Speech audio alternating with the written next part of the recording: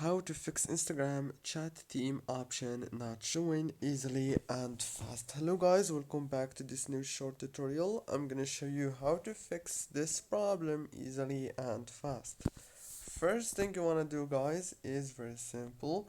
Just open the Play Store or the App Store if you have iPhone. And then you have to go into the top here, click on the search bar and search for Instagram like this. After you click on Instagram, it will take you to this page. Now here you will find an update option. All what you want to do is click on it, and after you update your Instagram, the problem must be solved. And that's it guys.